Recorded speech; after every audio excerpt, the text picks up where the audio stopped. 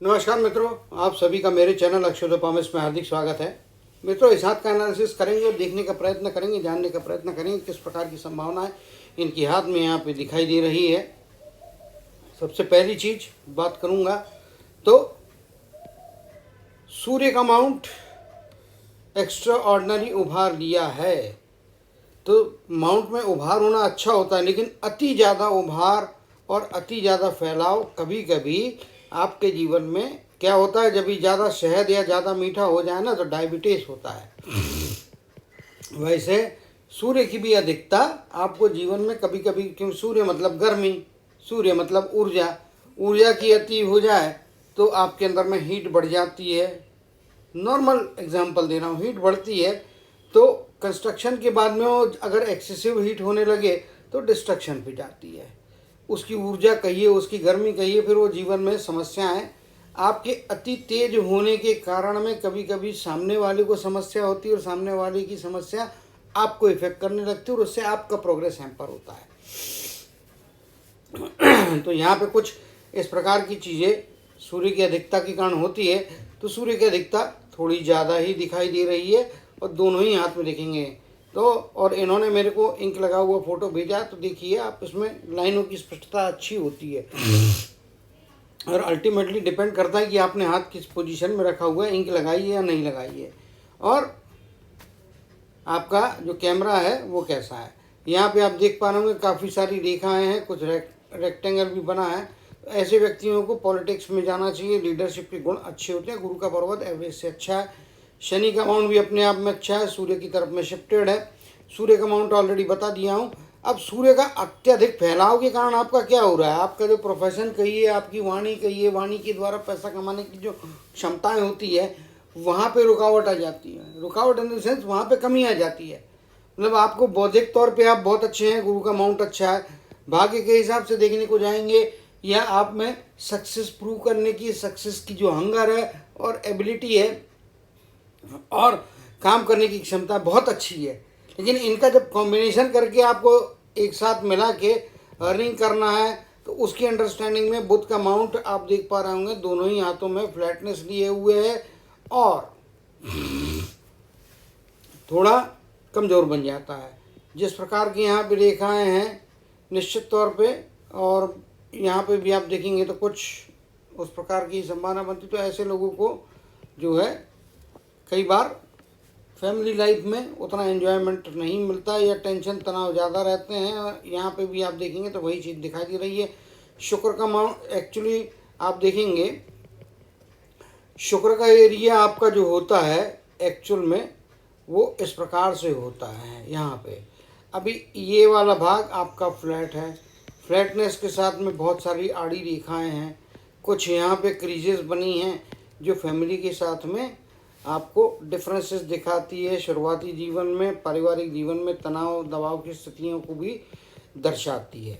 तो ये सारी नेगेटिव बातें बोलते जा रहा हूँ क्योंकि नेगेटिव बात पहले कर लेना चाहिए, वहाँ पे सुधार की गुंजाइश होती, ज़रूरत होती है या सतर्क रहने की ज़रूरत होती है। अच्छी बातें आगे जाके जैसे वीडियो बढ़ेगा उसमें बताऊँगा। ये अनकन्वेंशनल स्टाइल में हो रहा है क्योंकि इनकी भी एक एज की ऐसी स्टेज में पहुँच गए कि यहाँ पे माउंट्स वगैरह इतनी ज़्यादा मायने नहीं रखते, फिर भी फाइटिंग स्पिरिट अच्छा है। मंगल का ऋणात्मक क्षेत्र में देखेंगे तो थोड़ा एंगर है, गुस्से पे काबू रखना जरूरी है। चंद्र का क्षेत्र बहुत सारी रेखाएं हैं, कुछ ट्रैवल की रेखाएं हैं। तो ये ऐसे लोग जो हैं अपने जन्म स्थान से दूर ट्रैवल करना, जन्म स्थान से दूर जाना फायदे की स्थितियाँ होती है। सेटल भी जन्म स्थान से दूर रहें तो ज़्यादा अच्छा है। क्योंकि जीवन रेखा भी आप देखेंगे तो यहाँ है, जबकि शुक्र का माउंट आपका इधर में दिखाई दे रहा है। तो ये थोड़ी सी गैप है जिसके कारण में आपको बाहर जाके सेटल होना, जन्म स्थान से जितना दूर रहेंगे, जन्म स्थान से बाहर रहेंगे, लाभ की स्थितियाँ हैं।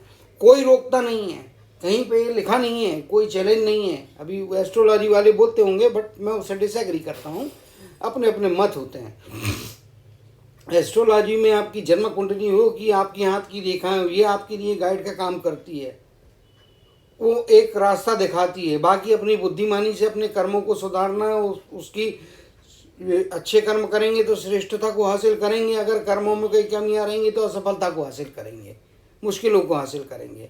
तो ये कोई भी अगर बोलता है तो मैं उससे टोटली डिसएग्री करता हूँ कि ये मेरा चैलेंज है, गलत बात है। अदरवाइज बुद्धि नहीं दी होती। फिक्स रेट में यदि चलना है, फिक्स तरीके से जीना है, तो फिर आदमी को ब्रेन नहीं दिया होता, रोबोट के माफिक चलते रहती लाइफ। ऊपर वाले ने हमको बुद्धि दी है तो उसका इस्तेमाल करने का। खैर वापस टॉपिक पे जाते हैं। तो ये यहाँ पे कुछ चीज़ें दिखाई दे रही है। अब बात करेंगे, हाथ को थोड़ा बड़ा कर लेता हूँ और आप देख पा रहे होंगे मैक्सिमम जगह आप आड़ी रेखाओं की गिनती बहुत ज़्यादा है, आड़ी रेखाएं अधिक है, जबकि ऊपर जाने वाली रेखाएं हैं बट उनकी मात्रा उतनी अधिक नहीं है। इवन 40 के आसपास का पीरियड मुश्किलात की स्थितियां दे रहा है। आप देखेंगे 25 की एज लगभग जो है 27 के आसपास की एज है, 25-26 कहिए, 26.5 कहिए, इस एज में प्रोग्रेस का मौका मिलता है। 35 के आसपास की एज में प्रोग्रेस का मौका मिलता है। बाकी स्ट्रगल्स काफ़ी रहे हैं। 40 के आसपास की एज कहिए, फिर आप यहाँ पे कहिए तो 45 के आसपास की एज, 42 41 42 की एजेस, इन एजेस में कहीं ना कहीं इमोशनल सेटबैक के साथ में बहुत ज़्यादा आड़ी रेखाएं ड्रॉ करना हो गया। तो यहाँ पे देखेंगे 40 के आसपास का पीरियड, फाइनेंशियल नुकसान, यहाँ पे ये इमोशनल सेटबैक। यहाँ पे आप देखेंगे तो लगभग जो है 34 35 33 34 के आसपास की एज, यहाँ पे फाइनेंशियल रिस्क नहीं लेना चाहिए। 28 के आसपास की एज, फाइनेंशियल रिस्क से बचना चाहिए। यहाँ पे 20वें साल की एज, फाइनेंस की रिस्क से बचना चाहिए, रुकावट आती है, संभाल के रहने की ज़रूरत है। यहाँ पे भी जो इस समय ये है और कुछ एक रेखा ये है, ये 50 के आसपास की एज, कोई रुकावट आती है लेकिन उसको आप पार करते हैं, आसानी से पार करते हैं और उसको फिर सक्सेस में कन्वर्ट करने की भी योग्यता आपकी यहाँ पे बनती है। ये लाइन को यदि आप देख पा रहे होंगे तो लगभग 56 के आसपास की एज या 55 के आसपास की एज, इस एज में कोई अपॉर्चुनिटी, कोई प्रोग्रेस करने का मौका, आगे जाने का मौका मिलता है डेफिनेटली, और वो आपको सक्सेस की तरफ में ले जा सकता है। इस पीरियड में अगर कोई आपको बाहरी साथ 55 54.5 से 55.5 की एज, एक मोटा मोटी तौर पे साल भर आगे पीछे हो सकता है मेरा, तो उसमें प्लस मान लिया कीजिए, माइनस की तो इसमें गुंजाइश नहीं है, प्लस की तरफ में ही जाने की संभावनाएं दिखती है। तो ये अच्छी चीज़ है। 60 के आसपास की एज, यहाँ पे प्रोग्रेस का मौका अवश्य तौर पे मिल सकता है। तो ये यहाँ पे देख पा रहे हैं। और यहाँ पे भी आप देखेंगे तो जिस प्रकार से रेखाएं आ रही है, कुछ यहाँ पे ट्रायंगल की फॉर्मेशन हो रही है, तो 60 से 65 का पीरियड जीवन में अच्छे प्रोग्रेस दे रहा है, एनर्जी दे रहा है। लेकिन इधर में कुछ डिसअपॉइंटमेंट्स फैमिली को लेके, स्पेशली चिंताएं हो सकती है प्रोग्रेस की, बच्चों की, फैमिली की, आगे की जनरेशन की। वहाँ पे तकलीफ़ें जो हैं, तकलीफ तो नहीं बोलूँगा मैं, लेकिन वहाँ पे कुछ तनाव की स्थितियाँ आ सकती है। एज का स्पैन काफ़ी लंबा है, लगभग 87 88 टचिंग टू 90 है, लेकिन 90 के ऊपर जाने की संभावना कम है। फैमिली का साथ, फैमिली की तरफ से अच्छी लंबी दूरी की यात्राएं जीवन में हो सकती है। कुछ आड़ी रेखाएं भी इस प्रकार से बन रही हैं, तो कानून से संबंधित मुश्किलात का सामना करना पड़ सकता है। थोड़ा संभाल के रहना चाहिए, नियम कानून तोड़ना मुश्किल की स्थितियां दे सकता है। शुक्र के एरिया में बनी हुई ये सारी लाइनें, तो ये अच्छी लग्जूरियस लाइफ या आपके लाइफ में अपने कर्मों के बलबूते पे सुख सुविधाओं के साधन जुटाने की योग्यताएं प्रदान करती है। तो ये तो लाइफ लाइन की कहानी हो गई। बात करेंगे अब इनके जो है सबसे इम्पोर्टेंट लाइन, फेट लाइन की। फेट लाइन यहाँ से इस प्रकार जा रही है और आगे। अब यहाँ पे एक देखने वाली बात आ जाती है, जब फेट लाइन क्योंकि इम्पोर्टेंट है और उसके बारे में यहाँ पे अब इधर में आप देखेंगे ये इस प्रकार से जो है वलय बनने की स्थितियाँ, क्योंकि ये ओवरलैपिंग है, लेकिन यहाँ पे लाइन उतनी कंटिन्यूसली नहीं है। ये वाले पार्ट से चीज़ें ओपन हो जाती है। मैं चित्र हटा देता हूँ, यहाँ से देखिए ये ओपन हो जाता है, तो 75% वलय बना हुआ है। ये वाला 75 कहिए, 70 कहिए, 75% वलय की फॉर्मेशन होती, तो ऐसे व्यक्ति धीरे धीरे निराशा की तरफ में जाने का खतरा बनता है। मेहनत बहुत करते हैं लेकिन उनके परिणाम नहीं मिलते हैं, रुकावटें ज़्यादा आती हैं, आगे बढ़ने की इच्छा होते हुए भी स्ट्रगल्स ज़्यादा हो जाते हैं। तो स्थितियों, ये तो डेस्टिनी है और मैं रीड करने का कोशिश कर रहा हूँ। मैं ना कोई लाइन बना सकता हूँ, ना बदल सकता हूँ, ना कुछ उसमें चेंजेस ला सकता हूँ, मेरा मतलब। तो ये शुक्र का वलय है और वलय से रिलेटेड काफ़ी तगड़ी रेखाएं हैं, 2-3 रेखाएं हैं। यहाँ पे भी आप देखेंगे तो इस प्रकार की रेखा है। तो ये जो रेखाएं होती है शनि के पर्वत में, आड़ी रेखाएं किसी भी माउंट के ऊपर में अच्छी नहीं होती। ऐसी ऊपर जाने वाली डायगोनल हो या स्ट्रेट ऐसी रेखा हो चलता है। ये ऐसी रेखाएं जो हैं वो मुश्किलात देती हैं, तकलीफ़ें देती हैं। तो कर्म क्षेत्र में स्ट्रगल्स इन्होंने काफ़ी किए हुए हैं, इसमें कोई दो मत नहीं है। आगे के पीरियड में भी मल्टीपल सोर्सेज से इनकम होगी, लेकिन थोड़े समय के बाद। यहाँ पे आप देख पा रहे होंगे 50 के आसपास की एज, कोई ना कोई चेंजेस फाइनेंशियल स्टेटस में आता है। रुकावटें हैं, नुकसान है। 49, 50, 52, फिर यहाँ पे आप देखेंगे तो लगभग ये आपका 60 के आसपास का पीरियड हो जाता है। तो ये लगभग 57 के आसपास का पीरियड। यहाँ पे रुकावटें आ रही हैं, फाइनेंशियल ग्रोथ रुक रही है। 40 की एज, 45 की एज, इन एजेस में आपको जो है तकलीफ़ें आती हैं। 30 के आसपास की एज यहाँ पे आप देखेंगे तो ये 28 के आसपास की एज कहिए, ये 25 आ जाता है, ये 50 आ जाता है। तो ये 37.5 या 38 के आसपास का पीरियड ये वाला देख पा रहे होंगे। लगभग 28 के आसपास की एज, निश्चित तौर पे इस एज में भी कोई ना कोई प्रोग्रेस की घटना, बड़ी घटना होती है।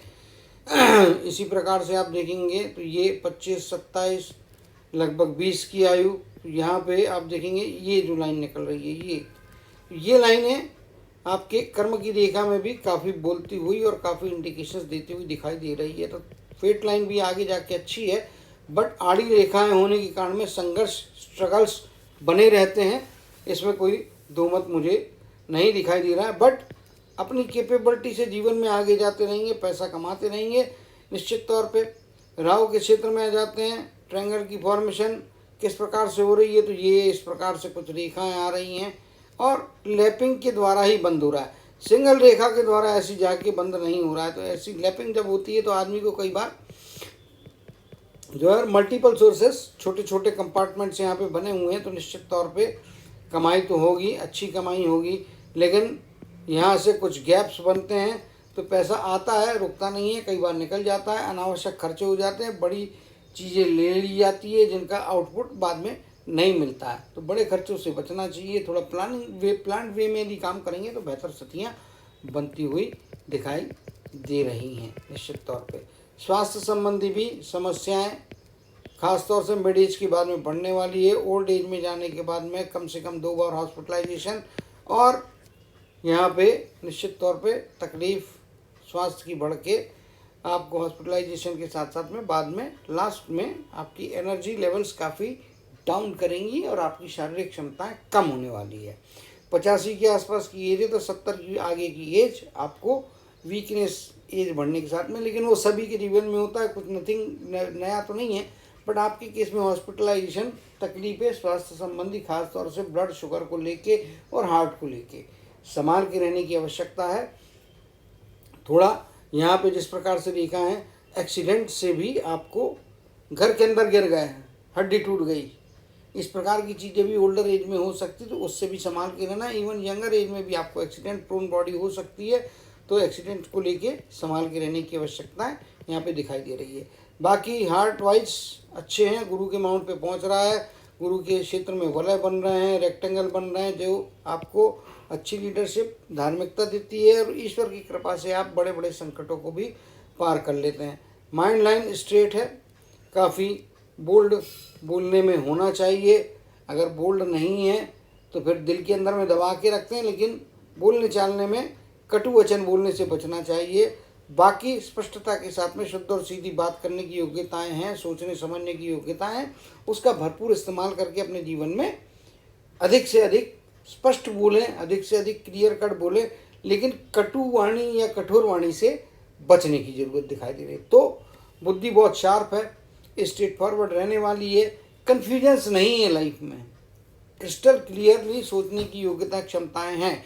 अगर कभी कोई जीवन में मौका आता कि जहाँ कन्फ्यूजन हो, तो वो थोड़े समय में ही उस पर ओवरकम करके विजय का पाने की योग्यताएं ये रखते हैं। इस प्रकार से ये रेखा स्ट्रेट फॉरवर्ड रेखा फिक्स लाइफ है। कई बार लोग बोलते हैं कि भाई भाग्य रेखा नहीं हुई तो जीवन खराब होता है क्या, बेकार होता है क्या? ऐसा नहीं होता। भाग्य रेखा नहीं रही तो जीवन खराब नहीं होता है। फिर सूर्य रेखा हो तो भी वो भाग्य रेखा का रिप्लेसमेंट करके भाग्य रेखा से बेहतर रिजल्ट आपको सूर्य की रेखा दे देती है। तो भाग्य रेखा इनके हाथ में, लेकिन फिक्स पाथ पे चलना है। जॉब करना है या बिजनेस करते तो एक ही टाइप का बिजनेस, उसमें छेड़खानी, उसमें चेंजेस ना लाएं। वैसे तो हाथ जॉब के लिए ज़्यादा बेहतर रहेगा लेकिन बिजनेस करना खराब रहेगा ऐसा नहीं है। बट सूटेबिलिटी 55% जॉब के लिए तो 45% बिजनेस के लिए। तो ये खुद आप समझ सकते हैं कि कौन सा फैसला आपको ज़्यादा बेहतर रहेगा। लेकिन स्ट्रेट फॉरवर्ड एक फिक्स पाथ में चलना है, एक फिक्स पाथ में काम करना है। अगर चेंजेस करके कोई फ्लेक्सिबिलिटी यूज़ करने को जाते हैं तो वो फिर बैकफायर करने की संभावना बनती है। अब हम लेफ्ट हैंड में भी देखेंगे तो निश्चित तौर पे आप देख पा रहे होंगे कि ये यहाँ पे भी आप देखेंगे तो ये ट्रायंगल बन रहा है, कुछ रेखाएं ऊपर की तरफ में जा रही है। और लेफ्ट हैंड में आप देखेंगे तो इस प्रकार से आकृति बन रही है जो फिश की संभावनाओं को दर्शाती है। ऊपर की तरफ में जाती हुई फिश है। चित्र को हम बड़ा कर लेंगे और उसको एक बार कंफर्म कर लेंगे। राइट, ये यहाँ से आप देखेंगे ये इधर आ गया, ये इधर आ गया। ये फिश की आकृति फॉर्म हो रही है, आपकी कर्म की रेखा के ऊपर में फॉर्म हो रही है। बट ये पूछ नहीं है, ये ऐसी रेखाएं हैं। तो ये फिश का फॉर्मेशन है, इसमें कोई दो मत नहीं है। बट एकदम क्रिस्टल क्लियर निर्दोष फिश नहीं है, क्योंकि यहाँ पे आप देखेंगे तो ये ऐसी जा रही है, ये रेखा ऐसी जा रही है और मल्टीपल रेखाओं के द्वारा ये बन रही है। तो डेफिनेटली यहाँ पे आप देखेंगे तो ये इस प्रकार से फिश बनी हुई है। तो ये 50 से 60% की इफेक्टिवनेस तो दे देगी। 0% तो मैं नहीं कहूँगा कि इसका कोई इफेक्ट नहीं मिलेगा, ऐसा नहीं होता है। कुछ ना कुछ इफेक्ट मिलेगा, जीवन में आगे बढ़ने के मौके आएंगे, इसमें कोई दो मत मुझे दिखाई नहीं दे रहा है। यहाँ पे देखेंगे तो ये डिस्टर्बेंस, बिखराव, तकलीफ है। और ये जीवन रेखा लेफ्ट हैंड के कंपैरिजन में राइट हैंड में ज़्यादा बेहतर है। राइट हैंड का इस्तेमाल अधिक से अधिक कामों में करना चाहिए। लेफ्ट हैंड से किए हुए काम, लेफ्ट हैंड से रखा हुआ पैसा घूमने का खतरा बनता है। लेफ्ट हैंड से किए हुए कार्यों से उतनी अधिक सफलता नहीं मिलती है। इसीलिए अधिक से अधिक हर चीज़ में आप राइट हैंड को यूज़ करें। लेफ्ट हैंड का इस्तेमाल महत्वपूर्ण कामों में लेफ्ट हैंड को टच ना होने दे। कोई महत्वपूर्ण पेपर है, बाएं में होल्ड ना करें। कोई पैसे का लेन देन करना है, पैसा है, बाएं हाथ से हैंडल ना करें, राइट हैंड से हैंडल करें तो आपको ज़्यादा बेहतर स्थितियाँ देता है। सूर्य का क्षेत्र काफ़ी हैपनिंग वाला है। ओल्डर एज में जाने के बाद में अच्छी लाइफ मिलती है। 60 के बाद का जीवन बेहतर है। 55, 58, 50 की एजेस, इन एजेस में उतनी अच्छी जो है मतलब प्रोग्रेस जो आप एक्सपेक्ट, मैं बोलता हूँ करोड़ रुपए भी आ गया, डिजर्व आप करते हैं 2 करोड़, मेरा करोड़, तो दूसरे को बताओगे मेरे को करोड़ मिला तो कहेगा बड़ी बात है। बट डिजर्विंग क्या है और हाथ में आया क्या है, तो वहाँ पे जो है 60 के बाद की एज ज़्यादा बेहतर और ज़्यादा अच्छी और ज़्यादा लग्जरी देगी। वाणी यहाँ पे है, बोलने में एक्सपर्टी है, दूसरे को कन्विंस करने की क्षमता बहुत है। ऐसे व्यक्ति सेल्स और मार्केटिंग में या कोई एजेंसी लेके थोक में व्यापार करने में बहुत बड़ी सफलताएं पाते हैं और योग्यता इनके अंदर में अच्छी दिखाई दे रही है। तो उम्मीद करता हूँ कि मैक्सिमम लाइनों को तो हमने रीड कर लिया है। कोशिश करेंगे हम कि कोई यदि इनका और कोई सवाल होता है तो व्हाट्सएप पे बात करेंगे। बाकी इनको स्ट्रगल्स बहुत हैं, लेकिन उन स्ट्रगल को ओवरकम करने की, आगे जाने की योग्यता भी बहुत है निश्चित तौर पे। तो उम्मीद करता हूँ कि अपने जीवन में अच्छा धन कमाएंगे। बड़े खर्चे करने से पहले उनका अवलोकन करेंगे, उसको रिवाइज करेंगे, रिकन्सिडर करेंगे, तो अपने जीवन में अच्छी सफलताएं प्राप्त करेंगे। अच्छी धन की स्थितियाँ, अच्छे सामाजिक पारिवारिक जीवन का आनंद लेते हुए अपने जीवन की यात्रा हमेशा प्रॉस्पेरिटी की तरफ में आगे बढ़ाते रहेंगे। इसी कामना के साथ जय श्री कृष्ण, जय जय शनिदेव कहते हुए इनके वीडियो को समाप्त करते हुए आप